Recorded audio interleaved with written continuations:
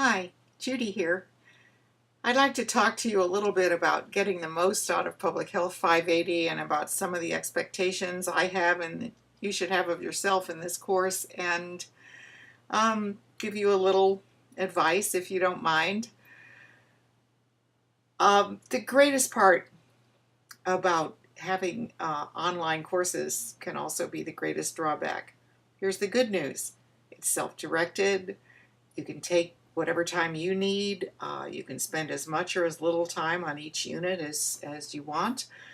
You can enter the course any time of day or night. You can do a lot of it in one day and then not look at it for several days, or you can space it out over time. You have all the flexibility in the world. You can go on vacation, and as long as you've got internet, you can get into it.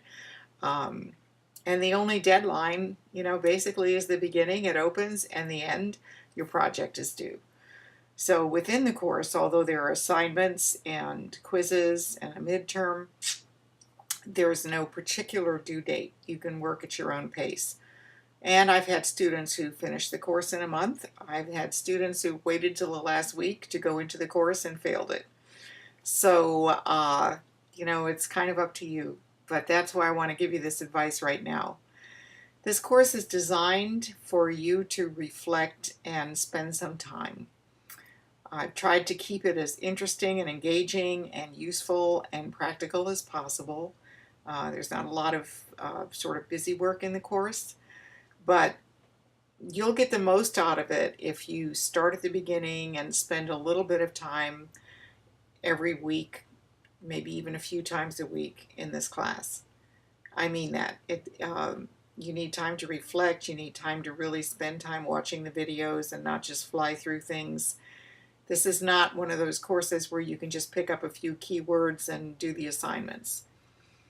So it's designed to be taken at a nice pace and to give you time to reflect in between and for you to really do all the work in the course. And there's too much in there, and it's too rich, and there's too much that you have to think of for yourself for you to try to do it all in a few days at the end. It's not like a continuing education refresher course in CPR or something. It's a whole new thing. Resiliency is such an important topic. It's so critical to your well-being and your capacity to really serve people as time goes by. It is definitely the coming thing in public health. I mean, resiliency is where public health is going. It's where the literature is taking everybody. It's kind of leading edge. You're at the beginning of your career. You're going to be encountering this throughout the rest of your career. It's a good time to get started with it. And so I've designed the course with that in mind, and with the chance for you to really challenge some of the assumptions that you might have made about how things work. So I'm asking you, please, I'm not going to monitor your every move. I'm not going to be on top of you every minute. You're grown-ups. You do the course at your own pace. But you'll get a lot more out of it if you start at the beginning, take your time, go through it, and do all the work. Also, an important element in this course, because I really, I truthfully really miss spending time with my students, and I'm not on campus, so I can't have office hours. And so the best I can do is I offer you journal postings in the course. You do get credit for them, but they're really dialogue between you and me. And again, posting 6 journal entries the last week in the course, I'm not going to have a chance to answer them. I'll be grading final projects and winding down the course, and you're not going to get the benefit of that potential dialogue as part of the learning process. So when there's a journal question, it's really reflective and personal, and it's only shared between you and me. The discussion postings are shared with everyone in the class. There's 4 of them. But when you make a journal posting, I stay on top of this class. I'm in it every day during the summer term, and I check, and I will respond. And you can ask whatever questions you want, raise concerns, whatever you'd like to do. I'll respond. You can ask further questions. You can respond to me. It can be a dialogue, and it can go on until you feel that you've satisfied whatever question or concern you had. So that is the best I can do as a substitute for talking to you after class or having office hours. If you post things in your journal and you say, I'd really rather talk to you face to face, we can do a Skype call. I can do a Google Hangout, so we can set that up if that's what you'd rather do. I really do want to communicate with you. I want to stay in touch with you, and I want to really help you to see as much as you can possibly see as we go through the course. Another thing that I can't emphasize enough is please read instructions and follow them. I've had people who, are asked clearly on a quiz or on the midterm, this is an essay question, a couple of hasty sentences are not an essay. Please think through what you want to say, take your time, make your points, support your points.